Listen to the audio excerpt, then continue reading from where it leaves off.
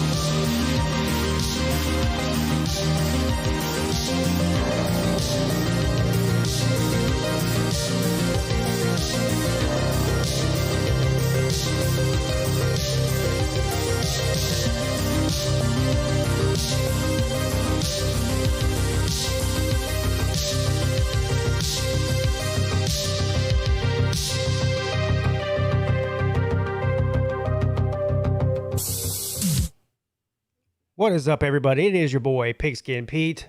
Happy Wednesday to everybody. Thank all of you for joining me on this fine Wednesday evening. Of course, this is a call-in show. If you want to call in and be a part of the show, the number is right there, 864-207-4522, 864-207-4522. The number hasn't changed for a while, and I don't plan on it changing anytime soon. Lots to talk about tonight. I have a special guest that was nice enough to call in tonight and hopefully take some phone calls with us. Of course, I want to ask him some things first. But he was supposed to come on last Wednesday. I had to cancel the Wednesday show last week at the last minute, but he was nice enough to agree to come on this week. I'm not going to do a diatribe tonight. Normally I do a 5 or 10 minute rant about something that's irritating me or something that's in the news or whatever, but I'm just going to go ahead and get right down to it tonight. But I do want to remind you before we do cheers to the chat and then bring our guest on, that if you like the show and you want to support the show, there's many ways you can do it. First thing you can do is watch. That's probably the most important thing, is watching the videos and the live streams, which all of you here do on a regular basis. Otherwise, you wouldn't be here. So I do appreciate that. You can also hit the thumbs up. You can also share the videos and the live streams on your favorite social media outlet, whether that be Twitter, Facebook. I don't know. Can you share stuff on Snapchat? I have no idea if you can. Instagram. Do they put videos on Instagram? I don't know. I'm not on there either. But you can do that. There's also an icon at the bottom right hand of the chat for Super Chat. That's one way to do it. You can join the channel, become a join member. There's a join button if you're on an Android or a laptop of some sort. For some reason, you can't do it on an Apple iPhone. You have 3 options there of how to become a monthly join member. There's also a PayPal in the description of the video. And due to popular demand, a Cash App. That's all in the description of the video. So many ways you can support the show, some monetarily, some otherwise. All of which are appreciated. I promise you that. 31 days till football. Well, let me take that back. Less than a month till football. 31 days until Clemson versus Georgia, which is what we're all looking forward to. And with all the shit that's going on with and I don't want to get into this, believe me, but with all the shit that's going on with the virus and whatnot, I am just hoping and praying and hoping even more that this something doesn't happen where I don't get to go to this game. This happened to me last year with the Notre Dame tickets. I'm starting to worry. You know what I mean? Anyway, let's see who's in the chat, then we'll get to the phone lines.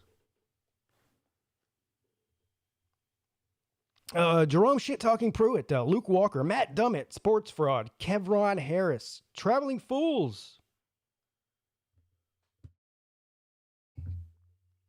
Colby, Ballard Sports Media, Rack Dog, LW, John Serene says, I got the notice this time. Well, that's good. That's good.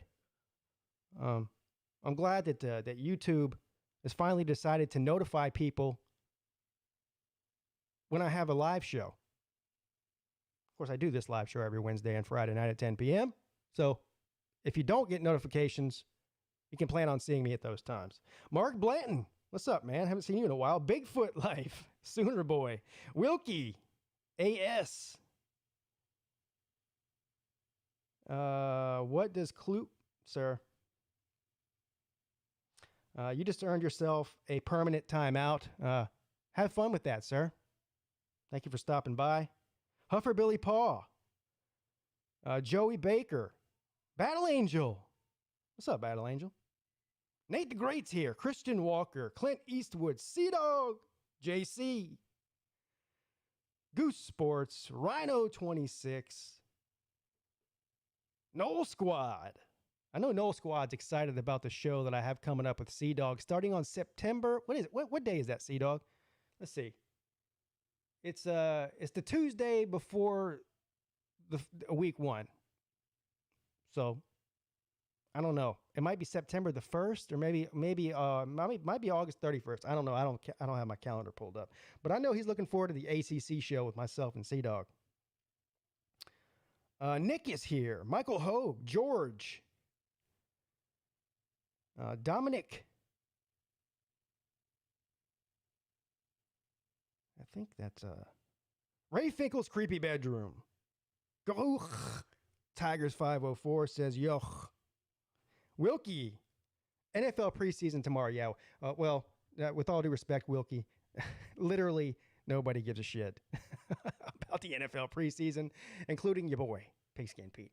Okay. Thank you all for joining me. And thank you for the super chat. Wilkie, you're amazing and fantastic, as are the rest of you.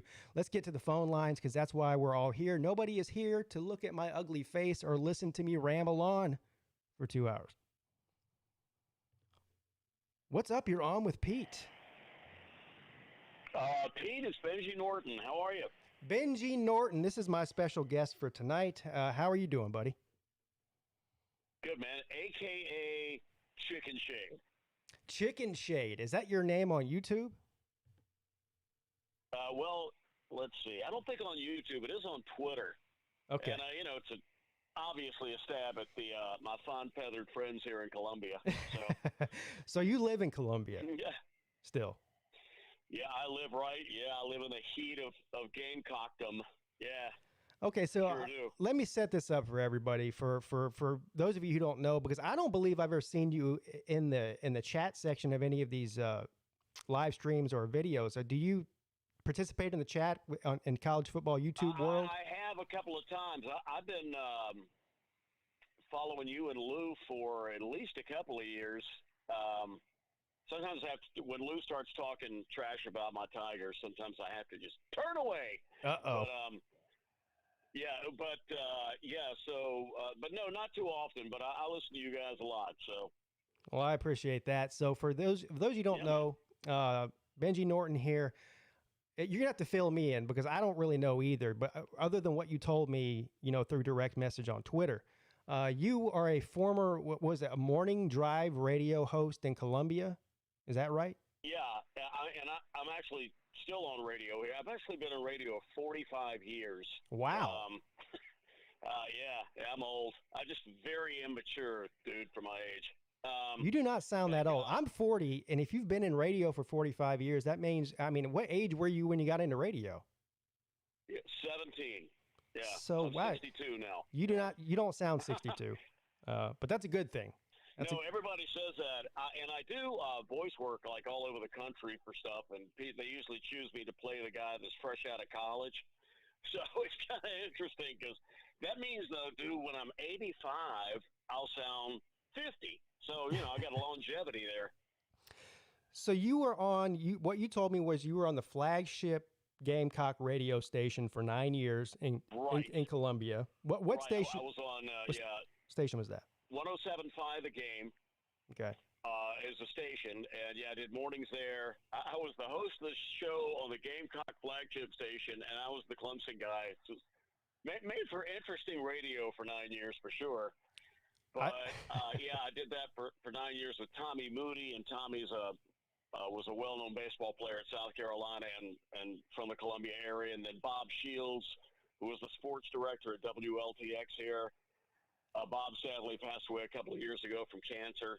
But, we had 9 incredible years. We'd probably still be on right now, except some management and I had some run-ins. So it all worked out great, though. I do classic rock now on the actually at a station where I was the program director 25 years ago and never thought I'd end up back there.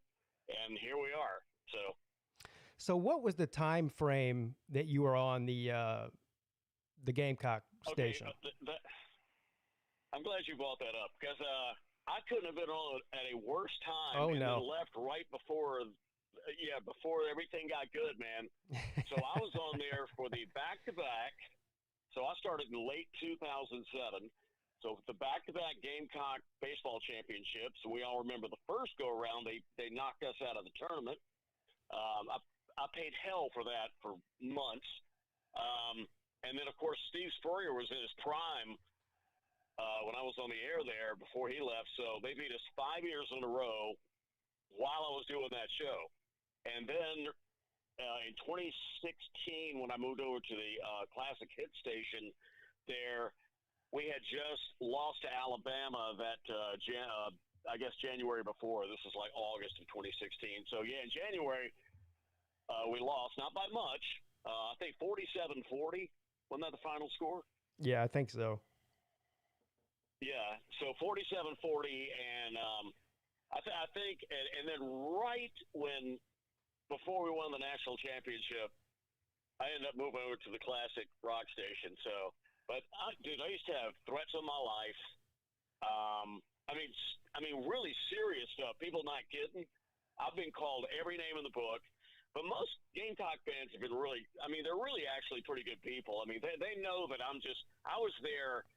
I'm not a sports, I love sports, but I'm not a stats guy or a fanatic about it in that way. I was more the humor part of the show. Right. And ended up kind of taking over as the host. But it was good because I think it's good to have somebody on that's the opposing view, even though people bitched about it all the time.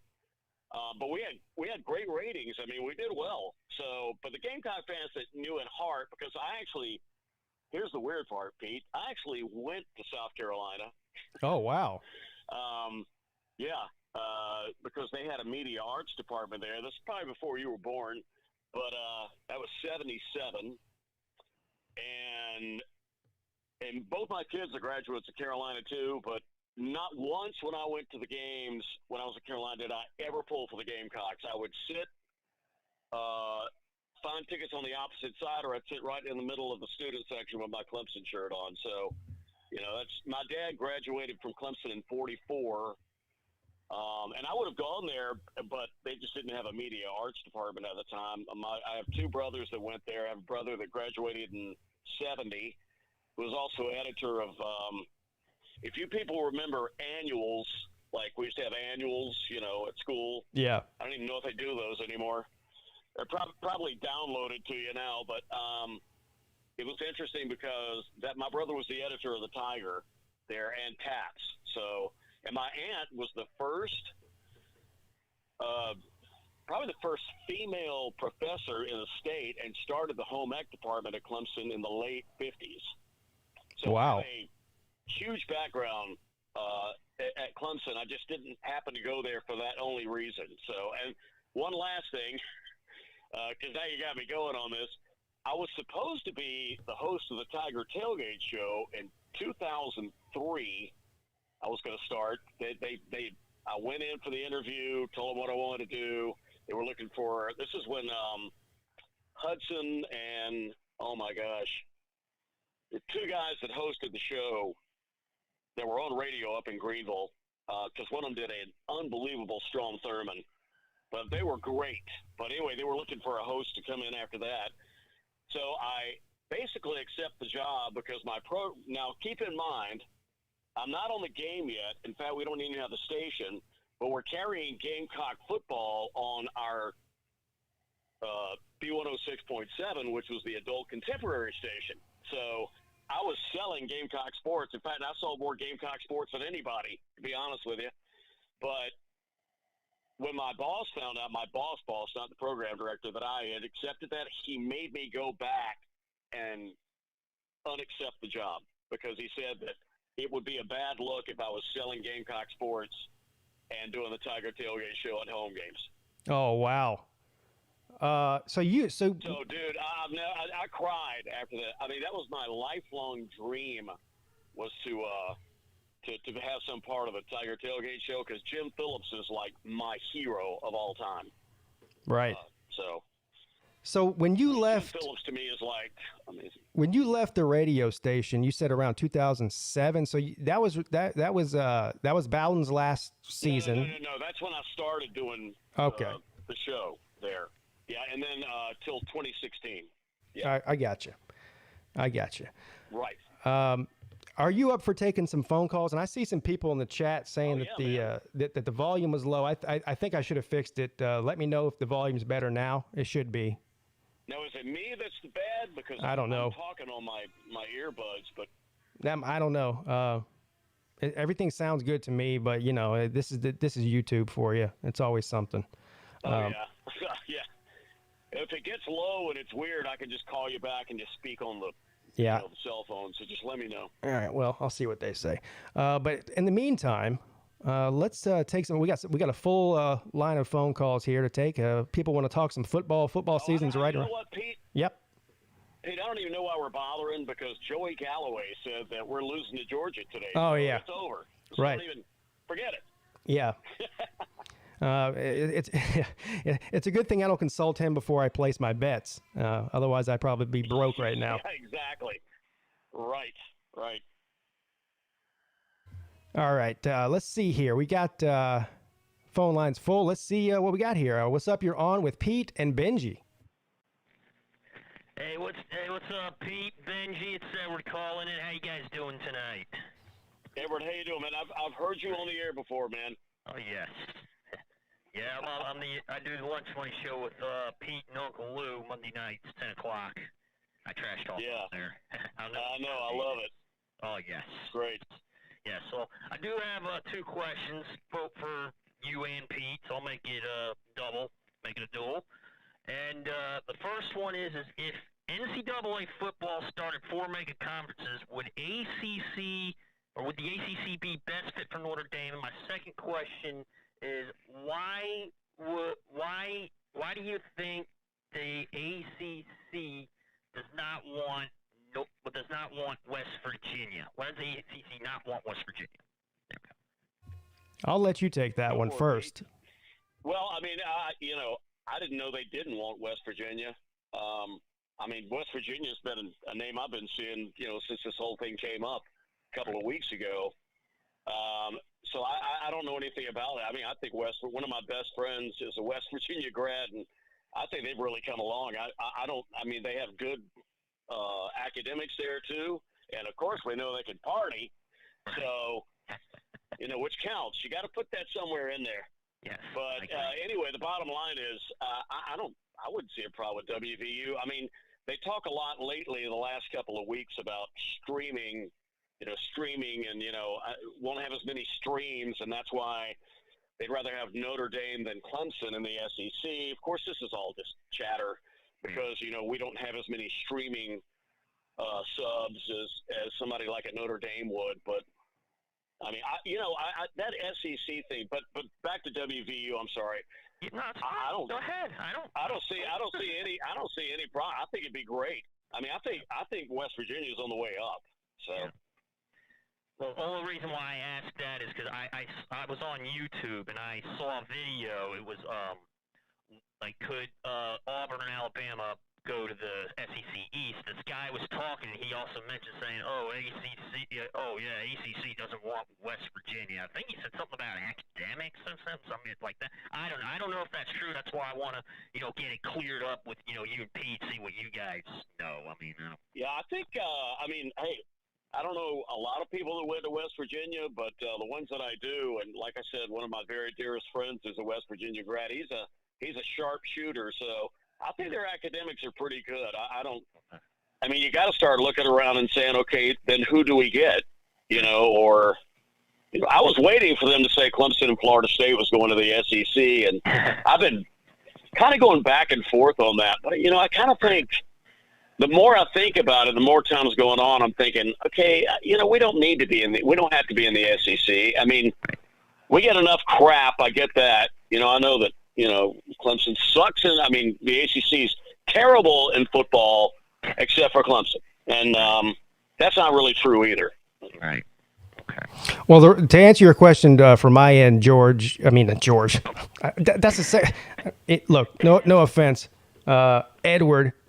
I heard that the last time the realignment happened, whenever Pitt joined, is that there was some sort of academic standard that West Virginia did not meet, and people took that the wrong way as like, oh, Pete's saying that West Virginia is not a good school. I'm not saying anything. All I'm saying is what I heard. Right. That's number one. Right, just what you're right, and maybe that is true. I don't know a lot of people from West Virginia that went to school there, but the ones I do are pretty successful people. So I don't know.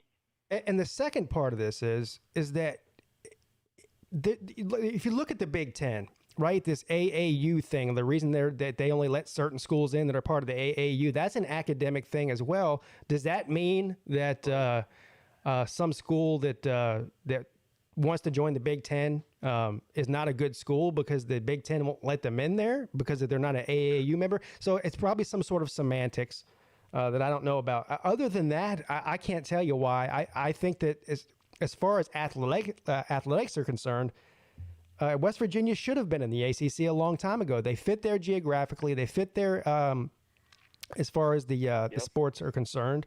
So with all this realignment that's going to eventually happen, I hope that West Virginia does end up in the ACC at some point. And let's don't forget about, hey, Pete, let's don't forget about basketball. I mean, West Virginia's, got one of the best coaches in the country there. And, I mean, the ACC does, have fairly good basketball programs. So that would be another play. And they have a pretty good baseball team, too. Yeah. I agree. Yeah. Yeah, I think I said this on the Lunch Money show. I know the Big 12's done now, but if I was the commissioner of the Big 12, you know what I would have already done? I would have gotten Boise State, Central Florida, and added Cincinnati and Memphis. And I think Bob Bowlesby's a prick. So, that guy's fighting for his job right now, I think. But he seems to have pulled back a little bit the last few days. But did you guys see the thing where they had this really happened? I guess they were having some sort of Texas gathering of some politicians about this whole thing, and these two people got into a battle about I can't remember if it was Oklahoma State and somebody else, but the woman basically said, well, I mean, why are we even here? You guys were 3-7. I mean, and so it's funny how politics even turns into competition like that. When it comes to records of teams. Okay. Cool. All right, Edward. All right. Thank you for the call. We appreciate it. At least I know I do. I can't speak for Benji, but I appreciate it. And hey, let me say, him calling you George, that was my dad's name. That's cool. No problem. Yeah, well, I'm calling him George from now on. Yeah, you don't know the George. Yeah, maybe you do know the George I'm speaking of. But anyway. I think I've heard George's name before, yeah. Yeah, all right. Let's take another call here. What's up? You're on with Pete and Benji. Hey, Pete, it's Mark. How's it going? Hey, is this Mark Blanton? Yes, it is. Hey, good to hear from you, man. Nice hearing from you. I just wanted to call and talk about conference realignment a little bit. The thing that's really kind of bugging me about this, I think pretty much everybody kind of knows I'm a big SEC guy. The thing is, though, is all these other leagues acting like the SEC is so diabolical for taking Texas and Oklahoma and, we're going to delay expansion now. And like they're acting like butter wouldn't melt in their mouth when the Pac-12 literally talked about taking Texas in 2011, 2012. And the Big Ten and the ACC were both talking to Texas and Oklahoma before they ultimately made the move over to us. That's, I think, the first thing. And the second thing is, I think a guy named Mark Ryan, I think he's a radio host, I think over in your all's neck of the woods. Yeah, he's in the upstate, yeah. Mm-hmm. Okay, he had put out the thing about Clemson and FSU potentially going to the SEC. I don't buy that right now because of the grant of rights agreement the ACC has. I think it runs through 2035. So any buyout you would potentially have for that would be ginormous.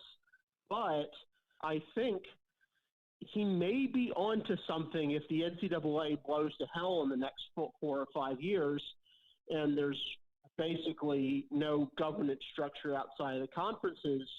I think it would not be completely unreasonable for Clemson, Florida State, maybe Virginia Tech, maybe also Ohio State potentially to jump from their various leagues with the SEC, and then the SEC in essence forms its own division.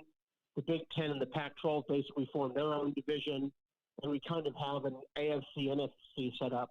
I'm not sure if that's the best for college football, but I just wanted to kind of get your guys' thoughts about potential playoff expansion and for, potentially super leagues coming in the next 5 to 10 years. because I think it has a strong possibility of happening. Well, it certainly has a strong possibility of happening. Let's go back here because we hear a lot of talk about Clemson should leave the ACC, and I've even alluded to that over the past couple of weeks. Same thing with Florida State, right? They're not leaving on their own accord. Okay.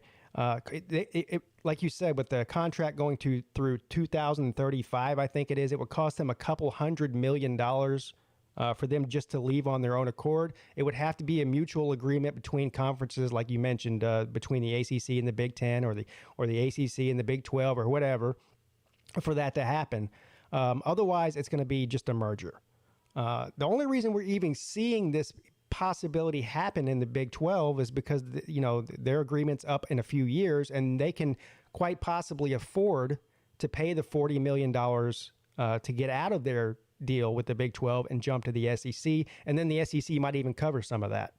But a couple $100 million is a far cry from $40 million or $80 million, but $40 million for each school if you're including Oklahoma and Texas. And we all know that Texas has one fat cat that can write that $40 million check tomorrow and make it all happen if you really wanted to.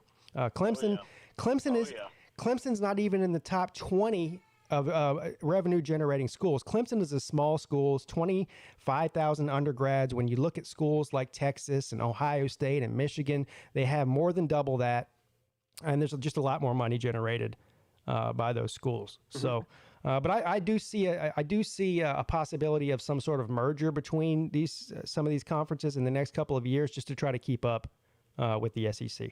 What do you think, Benji? Yeah, I agree.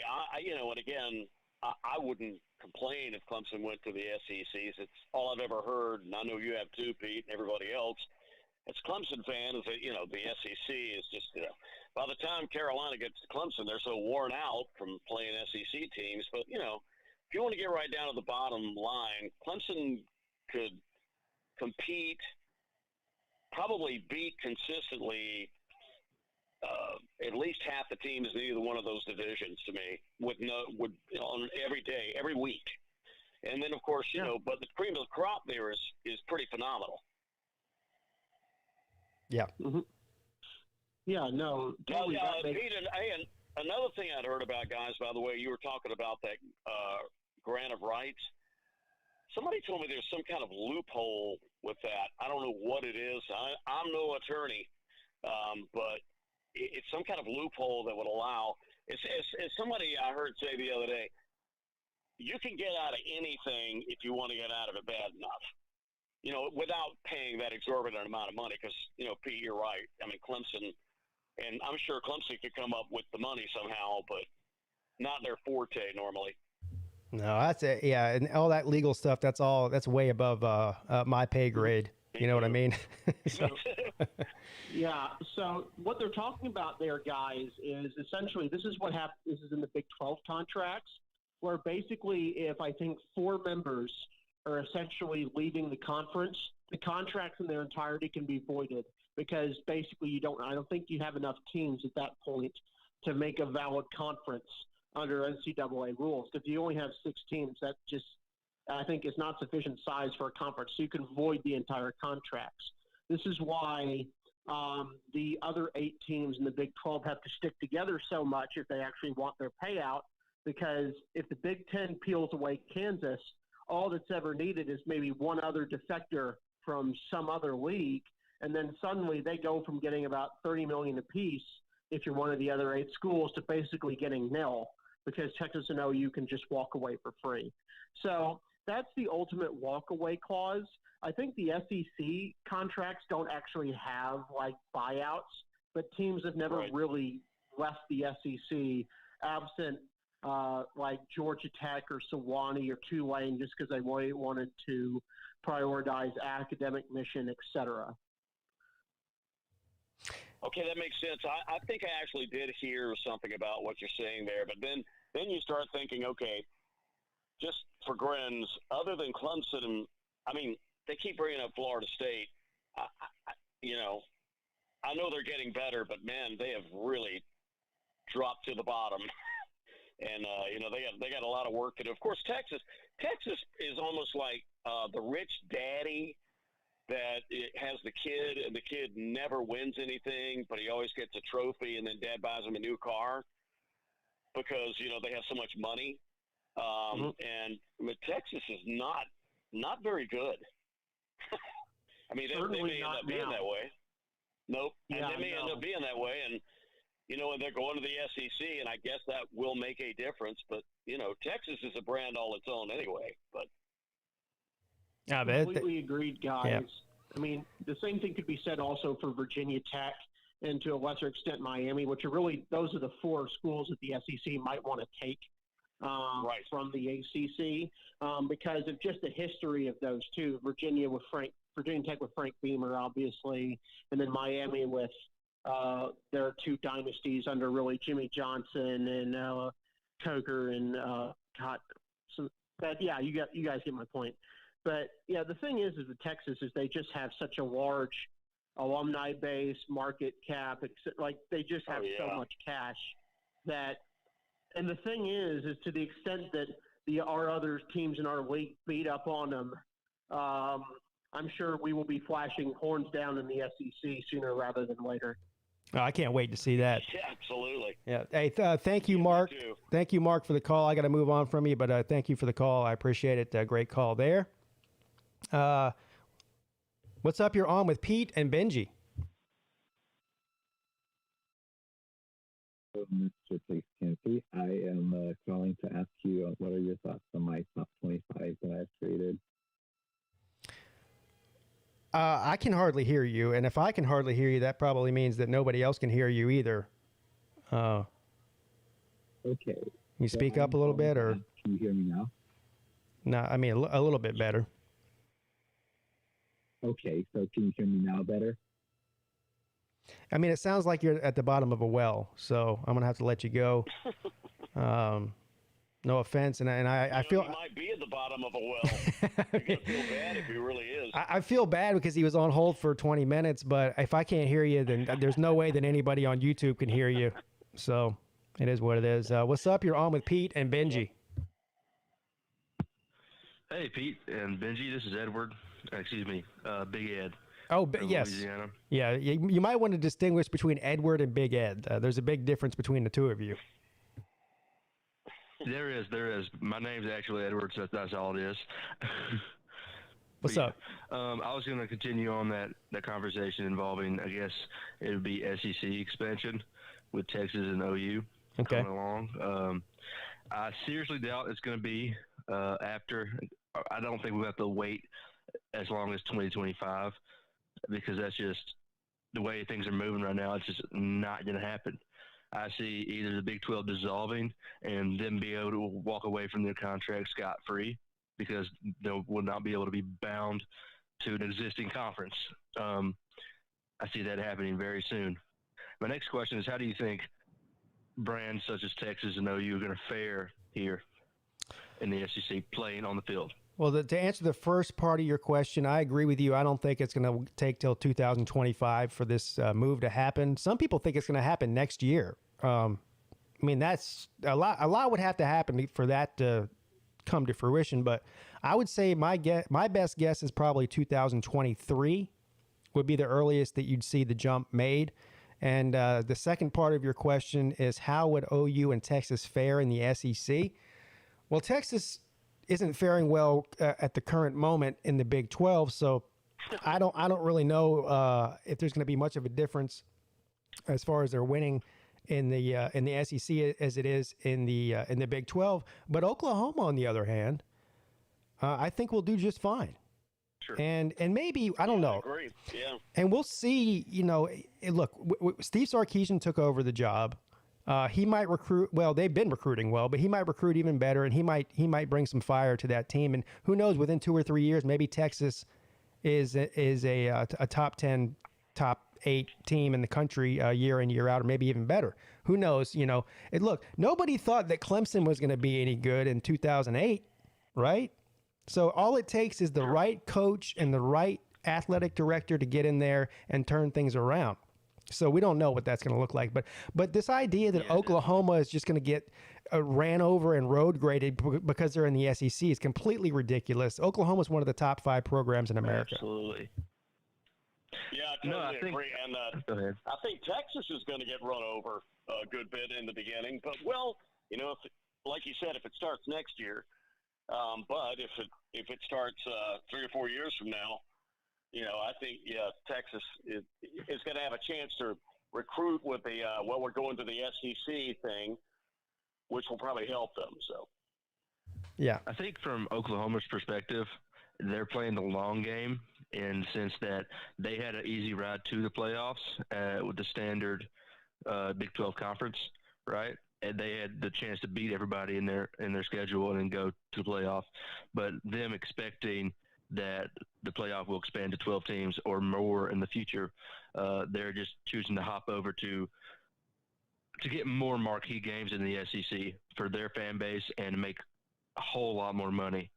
I think that's part of it for sure. No, it's all about the money. Oh, yeah, man.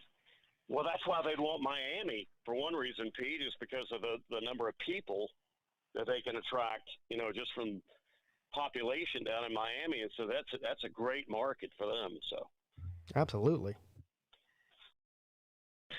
Yeah, definitely. I think Texas was a package deal for the most part.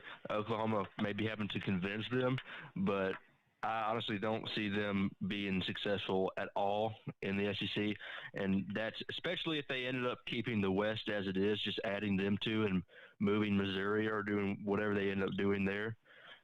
It's gonna be tough for them. I've seen some looks where Alabama, Auburn hop over to the East, and it switches up like that. In my opinion, that leaves my school, LSU, in a better position to win the West. Honestly, I don't think Texas would be a big competition in that matter at all. All right. Well, thank you for the call, Big Ed. I hate to all right, have a good one. Cut you off short there. Confused with Edward. Yeah, I do want to acknowledge. I got the phone lines are full, but I do want to acknowledge a couple of things real quick. First of all, a super chat from Slim Shady Canes. Thank you, Slim. He says, UTEP to the SEC. I don't know about all that, but if you say so, sir. And then over on the PayPal, I got Huffer Billy Paw and Rhino26, both sent in very generous donations. So thanks to both of you. You guys are both amazing and fantastic, and I love you. All righty. What's up? You're on with Pete and Benji. Oh, my God. Is it my turn? Well, I hope not. Wow. I feel really special. It's only been like an hour and a half waiting to get the fuck on here. Well, it's about to be about 20 more seconds, so make it quick. Yeah, that's how I am. All right, I got a big paint job with my kid. I've posted a couple of videos. Have you watched them? No, I can't find you on YouTube, George. There's 8,000 Georges. I'll put a link in. I'll put a link. This is the famous George. Oh, okay. Yeah, this is him. There you go. Pete, who's on the line with us? Have you not been listening to the show, George? George, what have you been doing for the past 47 minutes that I've been on the air? Drinking beers and the pot. What have you been doing? Well, at least he's honest. No, I've been listening the whole time, but you talk too fast. I can't catch the name. What's his name? Oh, I do. Benji, like the dog back in the right. I've talked to you before. I know who you are. You haven't talked to him before. Yes, I have. No. Roof. Remember that? All right. Thanks for the call, George. I appreciate it, buddy. I don't really know what else to say. He's not from this planet, right? Oh, he's from this planet. He just doesn't reside here any longer. He moved a long time ago. What's up? You're on with Pete and Benji. Hey, Pete. It's Huffer Billy Paul. How you doing? Hey, what's up, man? How you doing? Oh, yeah.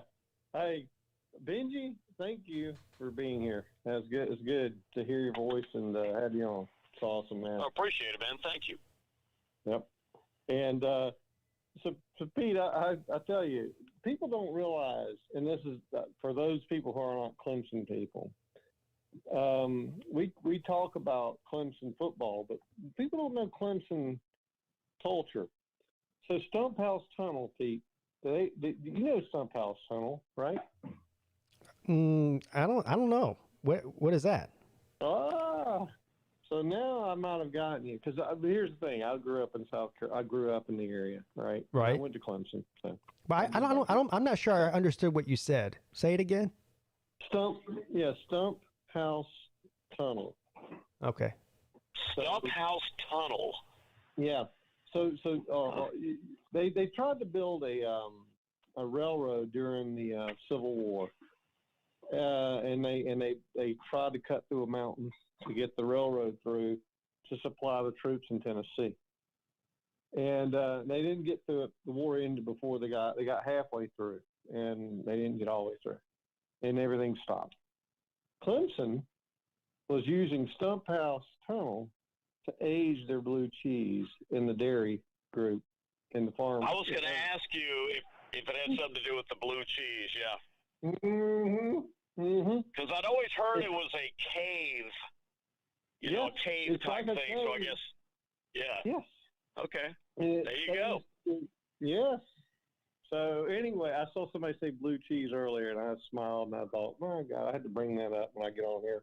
But that's a little tangent, just trivia for people who haven't lived there and don't know all this history.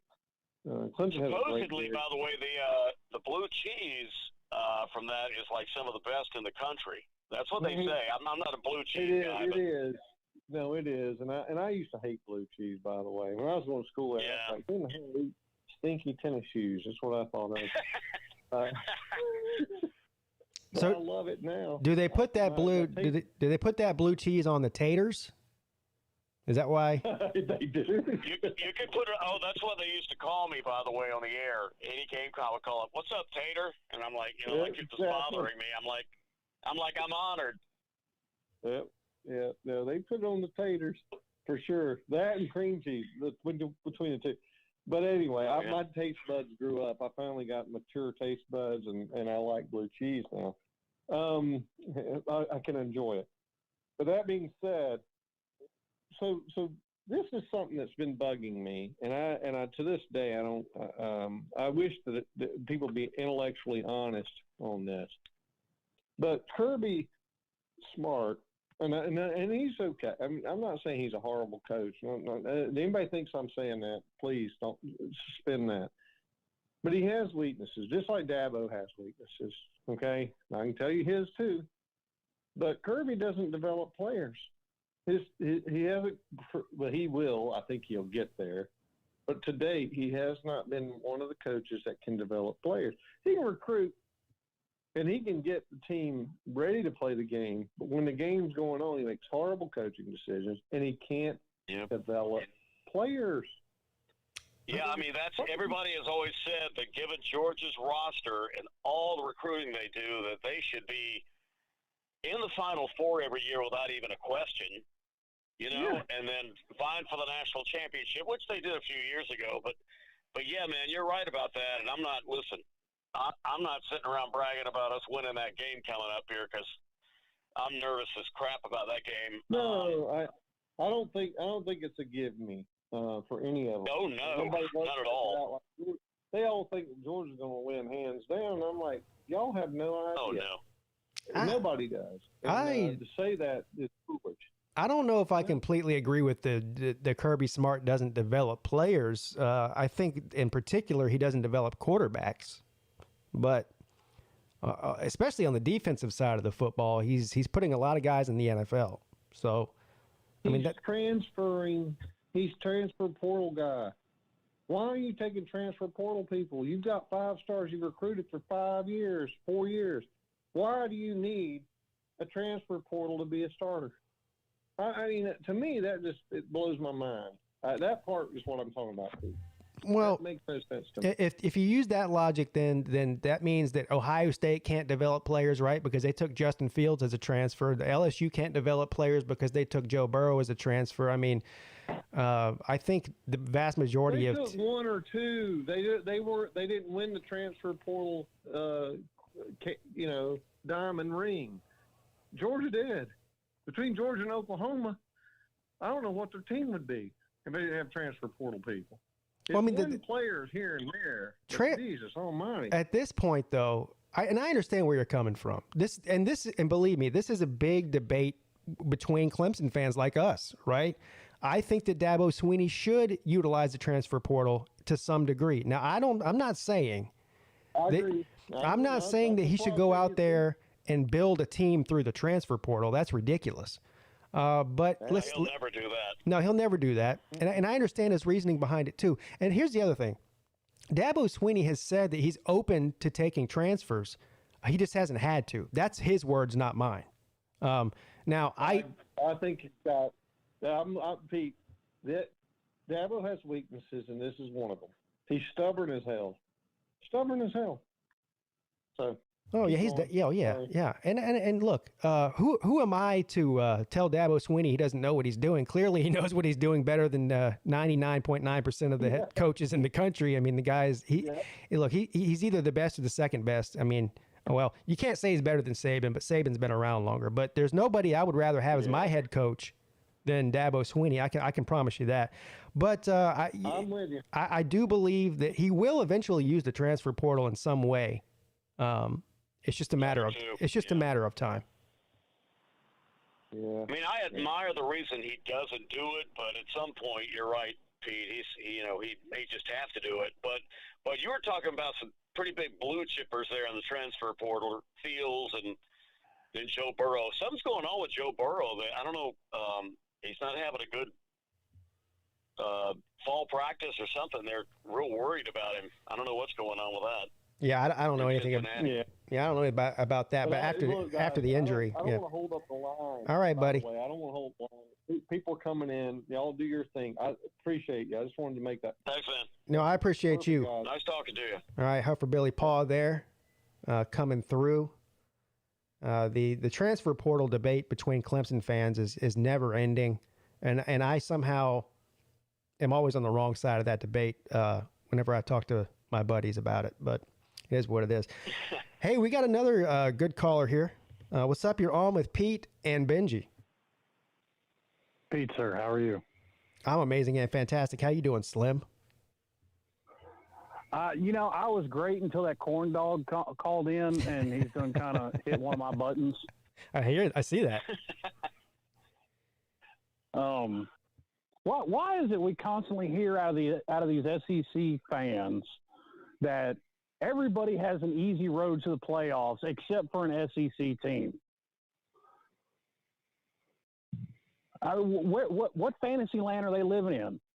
Are y'all smoking the same dope as Bernie Sanders? Come on now. Well, look, you know what this is? You know what this reminds me of? This is the South Carolina Gamecock disease that some of these SEC fans have. The Gamecocks go, oh, Clemson, the only reason they're as good as they are is because they're in the ACC. Meanwhile, the SEC East, outside of Georgia and maybe Florida on any given year, every third year, is crap. So you put Clemson in the SEC East and tell me who they're losing to. Who's going to give them a good game other than Georgia over the past 5 years? Out of the East? Out of the East, yeah. And then let's get into the West. Well, the juggernaut that's Ole Miss, or the perennial powerhouse that's Mississippi State. How about Kansas? How about two win a year Arkansas, or Texas A&M? What have they done outside of scare Alabama once? And that was 7-8 years ago. I mean, they got Ole Miss and Mississippi State had the flashy coaching hires the last couple of years, but Clemson would beat them.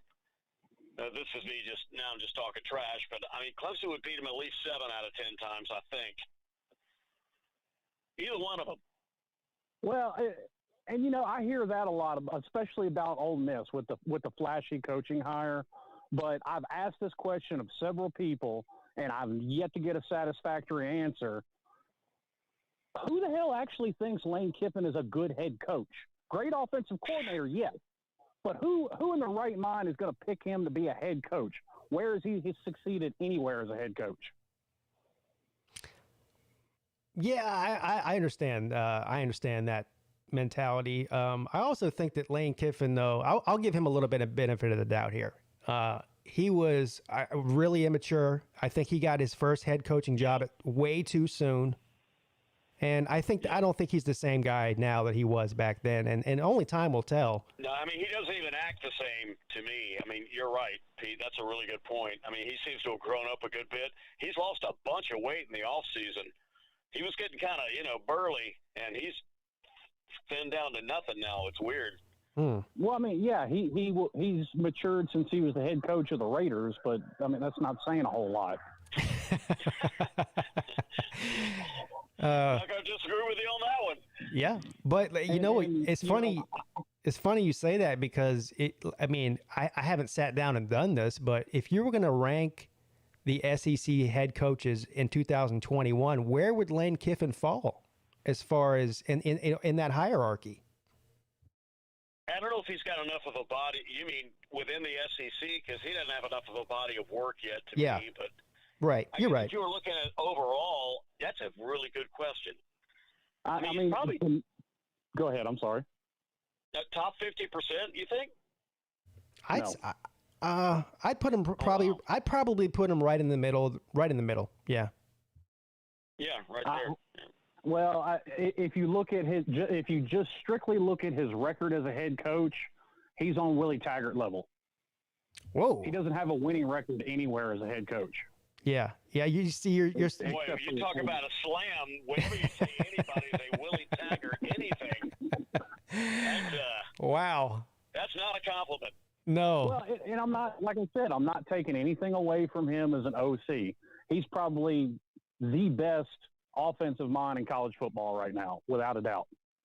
I think I'm a little bit higher on Lane Kiffin than you are at this point.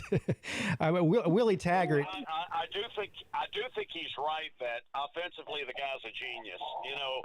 And Pete, you're talking about the maturity level. I think that, of course, you got to have to be a head coach. I think it make it work. And if he puts the two together, he's going to be dangerous. So. Yeah, I don't know. I think I'm you know what? Maybe I'm biased. I like Lane Kiffin just because I think he's entertaining, and maybe that's where I'm. Too. Yeah. Oh yeah. Well, see, that's why I love Spurrier. I don't dislike Lane Kiffin. I was a big fan of his daddy for years when he was the defensive coordinator at Tampa Bay. Well, here's the problem with his daddy, man. His daddy turned Clemson in when they got on probation in '82. Did you know that? Hey, is it just me, guys, in the chat? Does Benji and Slim Shady sound like brothers? You guys, your voices are almost identical to me. Slim Shady, man, look at you. Uh-oh. Yeah, we had a DNA test on the way. I'm serious. I can hardly tell the difference. For years I was adopted. I swore up and down for years I was adopted, so I mean it's a possibility. I look a lot like the milkman, so yeah. I know what you mean. I have met Slim. I've met Slim Shady, and he does look like a 60-year-old radio guy. Well, here's what I am. I got a face made for radio, so Slim, you're fine. Trust me. Anyway. I mean, as far as the Monty thing, turning in Clemson back in what'd you say, 82? Well, 82, I wasn't born till 88, so that's a little beyond me. Well, don't rub it in, man. Don't rub it in. I was actually at the national championship game when we played Nebraska in New Year's Eve, 81, 82. My aunt got us tickets. And you got to keep in mind now, imagine what it was like then. No social media, anything like that. And little old Clemson is going to the national championship. I mean, we drove to Miami, and people didn't even know where Clemson was. A lot of people, where is that? And I'm like, yeah, a lot of people think that Clemson is in North Carolina for some reason. Right. And but man, that was a special night right there. Wow. That's one I'll never forget. Wow. God, I didn't realize that it was Nebraska that Clemson had beat. So you mean to tell me Nebraska lost the national title game twice in that stadium in a 3-year period? Yeah, because they lost. Correct. Yeah, that's right. Yep. because Miami beat them in the Orange Bowl in '83 for their first national title. Well, you got to interesting. I don't know. You got to realize that back then, almost all of the national championships were played in the Orange Bowl. So, you know, if you lost a national championship back then, it was most likely in the Orange Bowl. Well, at least, you know, where that stadium was closer to the city and not where, you know, Miami doesn't even play football in Miami. So, yeah. Really, get right down to it. No. They played football in Miami, but the campus isn't in Miami. Right. Okay, right. I'm sorry. Correct. It's in Coral Gables, right? Yeah. Yeah, I think. And, well, remember the Orange Bowl, the old Orange Bowl was like right in the middle of Little Havana, practically. Yep. So that was a real awakening for a South Carolina boy to walk through that. Like, whoa. Especially back in the early 80s. Oh, man. Yeah, it was that. Well, people told us, you know, like, you guys probably want to maybe not be down here too long or. Don't linger. Right. Yeah, exactly. Yeah. Right. All right. Hey, Slim, I'm going to have to let you go, buddy, because I got more calls coming through here. But thank you for the call, brother. Yeah, boss. No problem. Yeah, man. I'll talk to you soon. Slim. I swear to God, listening to the two of you talk to each other is starting to freak me out. I can't tell the difference between the two of you. Yeah, he does sound a little bit like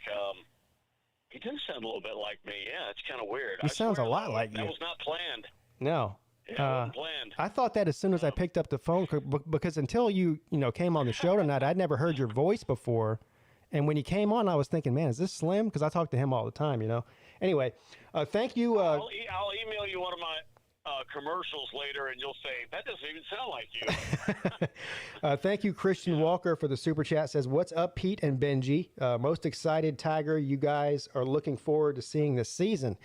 For me, I'm looking forward to seeing Will Shipley the most. And then on the defensive side of the ball, Barrett Carter. Yeah, man, Will Shipley. Looking forward to that. And Carter, no doubt. I'll tell you, he's not going to get to play much, okay? But I do the public address for Dutch Fork High School, which is, won the 5A championship 5 years in a row. And Will Taylor, who's a freshman at Clemson and didn't go play professional baseball yet, his son and my son, they're a little different in age, but they sort of grew up together playing baseball. Will's a pretty good baseball player, as you know. Yeah. But I watched him play quarterback an entire season last year, and were it not for his height, which will be a bit of an issue because he's 5'10", but man, he comes from a very athletic family, and I think he could make a heck of either. He's still not quite tall enough for me as a wide receiver, but like a tight end type thing. He's really athletic. I think he could surprise some people. All right, good deal. What's up? You're on with Pete and Benji. Hey, Pete and Benji, how you doing tonight? Good, man. I'm doing good. Are you in a car? I got a two-part question for you. Can you hear me? Are you in a car or a hurricane or a tornado? No, I'm actually on a bus right now. I'm actually on a bus. Actually on a bus on my way home. Yeah. Okay. That explains it. Go ahead, sir. Anyway, I got a two-part question for you. If Georgia beats Clemson, Pete, where do you see Clemson getting a possible quality win in the remaining part of their schedule for this year? Well, it would have to be in the ACC championship. Hopefully, either Miami or North Carolina is undefeated or one loss, and that would be it. Mm-hmm. Okay. Now, Pete, do you guys think that if Clemson loses to Georgia, that there's just no way to get to the championship?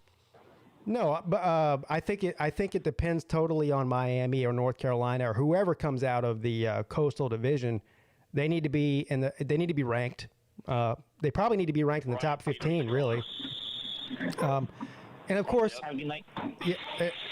sir, I can't take that. Sorry. Pete, that was the air brakes opening the door on his bus. Yeah. Look, I mean. That's what it sounded like. I'm sorry. He's a regular caller, but it sounds like he was in the middle of a tornado. So, anyway, I think Clemson, if they were to lose to Georgia, first of all, they can't get blown out by Georgia. That's number one, which I don't think is going to happen. but they can't lose by 3 touchdowns. Yeah. If they do, it's over. The season's over. But if they lose a close game, let's say they lose by 6 points or 5 points or whatever, and then they run the table impressively and beat a top 20 team in the ACC championship, I think they will get in. Now, obviously, all this depends on what happens in the Big 12, the Big 10, and the SEC, and the Pac-12, I guess. True. Since we're still in the 4-team system. But the season's not over for either one of these teams if they lose. It just depends on a lot of other factors. Why does it seem like the Pac-12 is just way on the back row now in football? You know, it's just you never hear anything about the Pac-12 much lately. Well, because they haven't done anything lately. I mean, well, no, they haven't done squat. I can remember the day when Southern Cal was a powerhouse. Oh, well, yeah. Yeah, You know, the Pac-12 depends on Southern Cal and Oregon the same way that the ACC depends on Clemson and Florida State, and to some degree Miami. Right. So. Yeah, agreed. Anyway, let's see. What's up? You're on with Pete and Benji. Hey, what's good, man? It's good old Mikey. What's up, good old Mikey? Just wondering, who do you have winning the Pac-12 this year? I have Oregon. I have Oregon making the playoffs. Hey. Yeah. Oh, really? Damn. Also, if you had to pick a dog horse to make the playoff this year, who would it be? Man, that's a good question. By the way, Oregon always disappoints. I know they do. And you know what? I mean? I'm playing my odds. I pick Oregon every year to be that team that comes in and makes the playoffs, and then they always disappoint me. So I figure if I just keep picking them every year, eventually they'll be right. You know what I mean? Yeah, that's fair. Yeah, they're kind of like they're like the Texas of the Pac-12 is what they are. You know, it's like Texas. Oh, they're going to be great. And they always suck. I mean. Facts. It's unreal. As far as a dark horse, I'm gonna have to say. Look, if I'm gonna go big or go home. Okay, dark horse means dark, right? That means that nobody's talking about them making the playoffs. My dark horse, and it's the darkest of darkest horses. Okay, is North Carolina, and that's gonna mean that they have one loss in their regular season, and then they beat Clemson in the ACC championship and get in the playoffs. Hey, maybe. I also have North Carolina going 11-1. I went with Wisconsin because looking at the schedule, man, they might go 12-0. Just, you know, we'll see. I also have one more question. Are you going to do your own top 25 this year or like nah? Oh, I will. Because you know the AP top 25 is just as important as PigskinPeete. They're both meaningless. Facts. Right. Exactly. Yeah, no, but I do. The AP even bothers. I do my. Well, they're good for the first 8 weeks, I guess, or 9 weeks. Yeah, you know, it's fun to talk about it, but you know, whatever. The AP is, you know, ever since the playoffs have started, they're meaningless. But I'm like anybody else. I like to look and see where people are ranked. But I do at least a top 10 every week during the season here on YouTube. All right, sweet, man. That's all I have for you, man. All right, man. Thank you. Hey, I'm gonna go dark horse. Okay. I'm going Coastal Carolina. Damn. That's a joke, people. Yeah. Hey, they're a pretty good team. So. Yeah. Well. Yeah. that's about as dark as it gets. What's up? You're on with Pete and Benji. This is Tiger Baskins, Mr. PigskinPeete, sir. How are you? What's up, TB? Nothing much, man. I just wanted to come on and basically hang out with you guys for a few minutes to see how you guys were doing. Can you order us some food if you're going to hang out? I mean, yeah. Do you have the DoorDash app? Vegetarian. Yeah, but I'm a vegetarian, so like I order like heads of lettuce or jalapenos or cashews, stuff like that. What do you guys want? I can get spicy peanuts. Well, I'm not vegetarian. I don't think I'm hungry anymore. Yeah. But I do have a meal planned for September 4th. I'm gonna get some Dawg over easy. Oh, there we go. No! Yes. Damn. Yes. No, for real. I wanted to come on and just basically tell everybody what's up. I know everybody in the comment section is going wild right now. So what's up to all of y'all? But to my boy PigskinPeete, and who else is on right now? He sounds familiar. What's his name? Well, it's Benji, like the dog. Yeah. Yes. I see you in the comment section a lot, big dog. Yeah, this is Slim Shady Kane's illegitimate brother. Oh, okay. Well, good deal. Okay. Oh, wow. I thought I was his illegitimate brother. I thought. I think they made a movie about that, like where you got dropped off on the doorstep of a firehouse. Yeah. That's exactly. And then you grew up to be Benji the dog that saved people. Right. Dude, I love it. I really look up to you and what you do. Well, actually, it's down at me because if I'm a dog, but it's all right. Well, I'm into midgets, so I'm usually at their height, so I'm probably looking up to you. You can tell it's after 11 o'clock. It's getting weird in here. Yeah. It is. Nah, for real though. We'll talk football. A few callers ago, we had somebody that was dogging Georgia about the whole transfer portal thing, and I don't get offended or offensive. It is what it is. But one thing I have learned about Kirby, he's a little like Saban, and this is the same concept. The same way that Saban beat everybody to the whole NIL deal by coming out at media day and going, well, yeah, our quarterback, he's almost earned a little under $1 million, so far. But he said it. Not the kid didn't post it on Instagram. He didn't post who he was with. That's right. It was Saban. Saban beats everybody to the punch. Well, what I've learned from Kirby is he does the same thing. The same reason why he signed Justin Fields and didn't play Justin Fields, because he didn't want Florida to have Justin Fields. The same reason why he got Arik Gilbert and Tyke Smith. He didn't want anybody else in the SEC to have Arik Gilbert or Tyke Smith. Like, he's very, I guess, literal about not letting other people have the best player if he has a chance to get them. And part of me, before with Justin Fields, he ruined it, but at least now he's turned that around to say, okay, we'll use those players. They are good enough, so we've got to figure out a way. He's backed off. He's finally letting the offense be through the offensive coordinator. He's not trying to score 7 points a game and hold the other team to 3 points a game.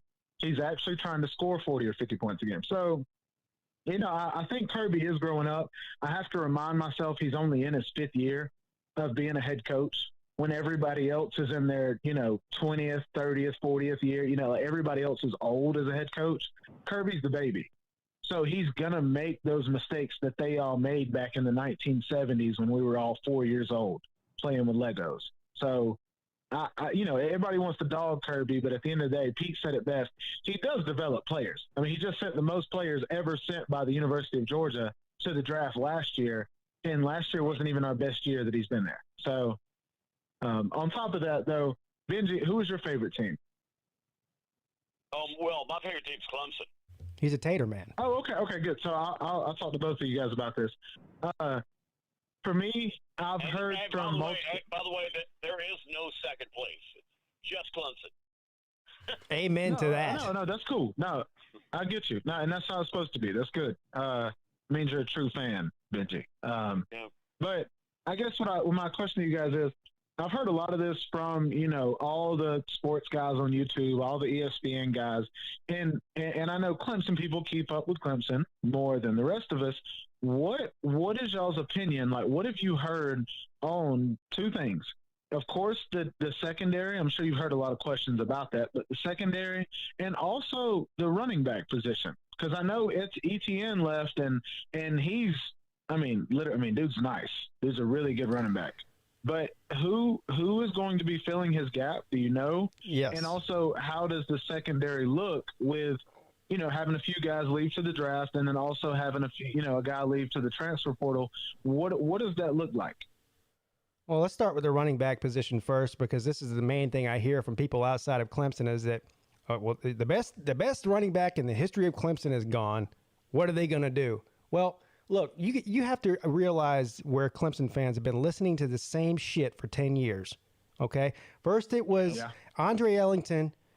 Andre Ellington's gone. What are they going to do? Then Wayne Gallman came along. Oh, Wayne Gallman's gone. What are they going to do? Then Travis Etienne comes along. Well, Travis Etienne's gone. What are they going to do?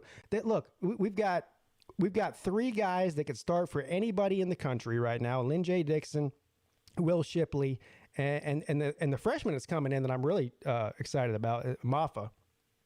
So I have heard about him. Yeah. I have heard about him. And I'm hoping he gets playing time. I think he will maybe, 4th, 5th game of the season once he gets accustomed to it. He may get playing time the first game. Let me tell you. I have heard a lot about him.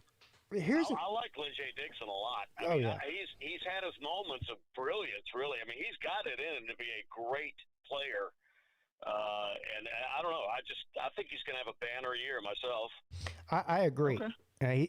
He's got a lot of experience. But let me tell you, we've had some great number 1 running backs over the past decade, but I don't think we've ever had a running back class that's this deep before. All right, we don't have a Travis Etienne necessarily, but we don't know what Shipley's going to look like. He might be as good as Etienne. We don't know. Probably not, but this is how deep it is. We've got guys that could start for just about anybody in the ACC, transferring and going to places like, of all places, Wisconsin. We had a guy transfer out of Clemson this year to go to Wisconsin. Why did he do that? Well, I'll tell you why. Because it's too deep. Because it's too deep. Exactly. So I have zero concerns at the running back position. We've been recruiting. And to add to that, that's what I've been proud of Dabo about. I'm not a Clemson fan. I don't hate Clemson, but I'm a Georgia fan. But hearing that about Dabo, Travis Etienne was the last of that kind for Clemson, where they take one running back and they just let him have all of it. Now they've gotten to where they've got 3 running backs that could all start at probably any school in the nation. And they're splitting the carries with them to keep them all fresh throughout the year, which is genius. Like, I don't know. I've just been very impressed by Dabo lately. Zay Green, Zay Green in the chat here is, I don't know what you don't understand. I mean, I'm speaking English here. I didn't say you can replace Travis Etienne, but this is the same shit I hear every year. You just don't understand what I'm saying. Okay? The same thing I heard about, well, how are you going to replace Deshaun Watson? Well, then along comes who? Trevor Lawrence. How are you going to replace Trevor Lawrence? Well, we'll see, won't we? This is the way college football works. How are you going to replace every single Alabama player that's won a national championship over the past 12 years under Nick Saban? It's called recruiting and developing players. That's how you do it. Get him. Damn, Peete going in. I mean, he's not wrong, though. Man, Alabama, Georgia, and Clemson, all we do is we reload. I mean, but I've been through the lean times. I remember the Tommy West era quite well. And, it's so different now. It's unbelievably different. Yeah. Well, I know Georgia is just now getting to this stage because when we had Mark Richt, the place I used to live at before, we probably had 20-plus holes in the wall. Just because, well, Mark Richt's a nice guy. He's such a good person. We don't pay you to be a nice guy. We don't pay you to be a good person. We pay you to win games. You're over here making $5 million a year to tell kids, I love you. Go out there and have a good time. Get the hell out of here, bro. I don't care. I don't care. Like, damn. I don't care if I'm paying an asshole. Just win. Exactly. That's my point, though. And then Kirby comes in, and he's out here, and excuse my language, but I'm going to repeat what he said in one of his first days at Georgia. He's talking to the whole team, and it's a video that got out, and he's pointing at one of the players. He ends up talking to all of them, and he's like, I want you to fucking want it. I want you to want it. I want you to want this shit. He said, I don't want to be the only one out here that wants to win a national championship. I don't want to be the only one out here who wants to come to practice every day and bust my ass for a chance to actually win something. I don't want to be a part of a 9-3 team. Like, he actually made our players want to be more. So now, yeah, these last 3 or 4 years we're in the talk of reloading, not rebuilding. But you got to think, man, as Georgia fans, this is all new to us. Clemson, y'all got to live in the freaking glory of having a coach that's like, yeah, I know you just won a national championship, but Trevor Lawrence supposed to be a pretty good freshman. We're going to let y'all split the first couple of games. We'll see who's better. Not the whole, well, he did really good last year. Let's put him in. No, screw that. That's what I love about Dabo and Nick Saban is they have nuts. And Mark Richt did not have that. Well, he doesn't lack it. You owe it to your team to put them in the best position to win, and that's what the best coaches do. Hey, Tiger Baskins, I'm gonna have to let you go just because I have to end the show soon, and I have a couple more calls I want to get to. But thank you, Take care, TB. For sure. One of the most rational Dogs fans that you'll talk to on the internet. He is. Yeah. He gosh, when I was a kid, we played Georgia every year, and I don't. Unfortunately, as a kid on the home games, my father decided that's the one game he wanted to go to if we got to go. And, of course, we got just our ass whooped every year back then by Georgia. I mean, it usually wasn't even close. But oh, believe me. Times change. Yeah, they remind me of that every single day here on YouTube. C-Dog was on hold for a while. My man C-Dog, who's going to be a co-host of a new show with me starting in September, an ACC show, every Tuesday night at 7 p.m. Cool. He was on hold for a while, and he hung up as soon as I got off the phone with TB there. Unfortunate. Sorry about that, C-Dog. We had a little long-winded. Hey.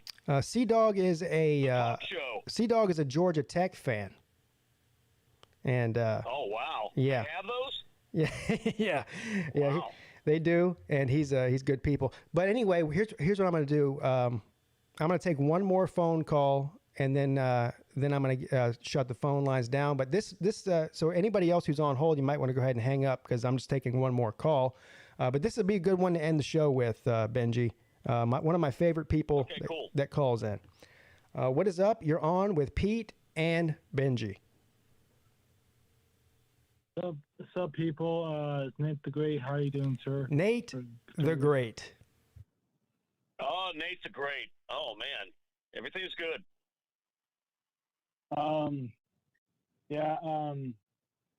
So I was going to update you guys on, first of all, I have a show on Thursday, podcast, every Thursday at 6:30 p.m. Central Time, but it'll be 7:30 Eastern Time. It's on StreamYard. We talk college football, whatever we want, or whatever I want, or people want to talk about. Basically, it's a podcast, I would say.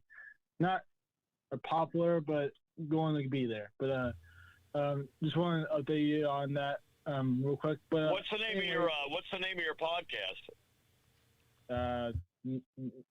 It's on my YouTube channel. It's called Nate the Great, which is my name. Oh, okay, cool. Okay, gotcha. All right.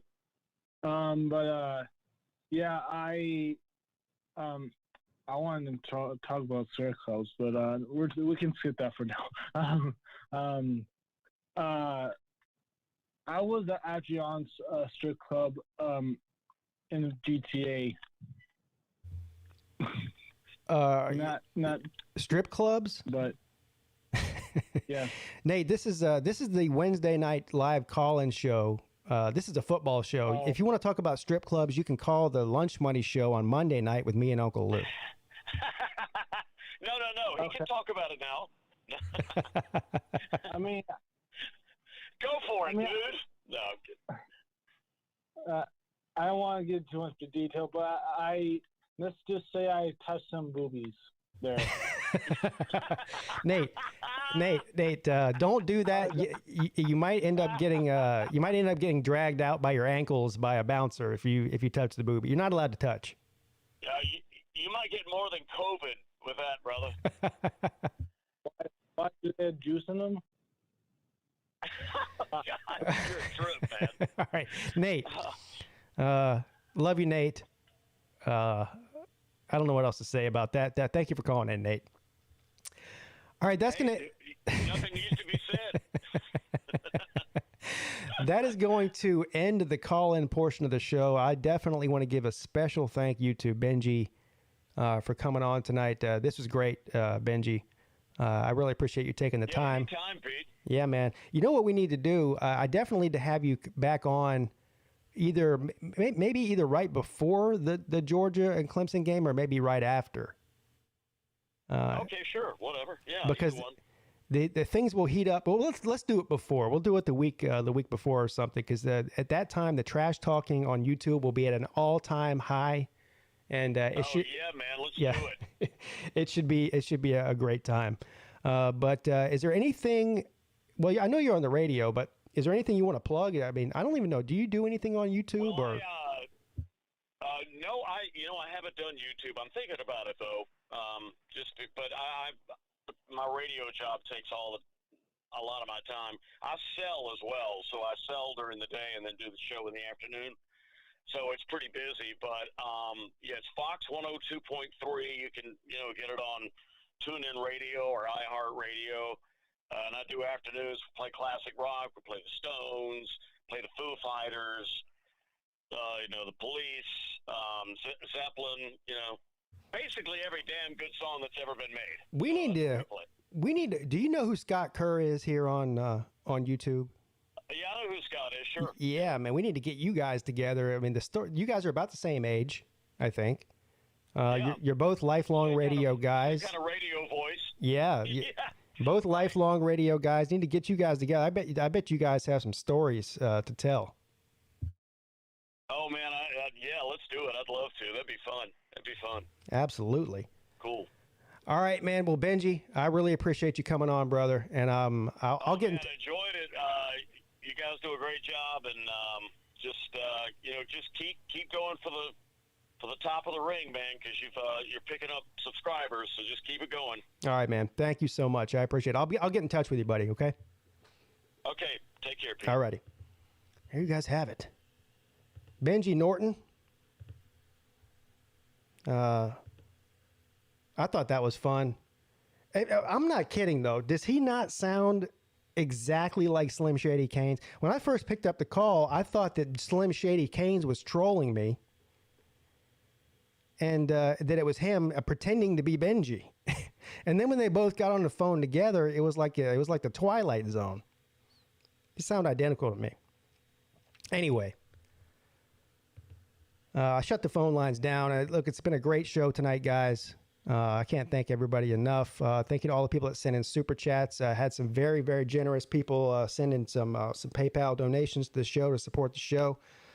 I had one eye on the comment section the whole time. You guys are crazy, which is what I love about doing these call-in shows. The comment section is absolutely bonkers. So anyway, it's been a lot of fun. I will be back again on Friday night at 10 p.m. for another amazing and fantastic live call-in show, the most underrated college football call-in show on all of YouTube. Everybody have a great night. Don't do anything I wouldn't do. And I will see you all on Friday night. Your boy, Pigskin Pete, is checking out.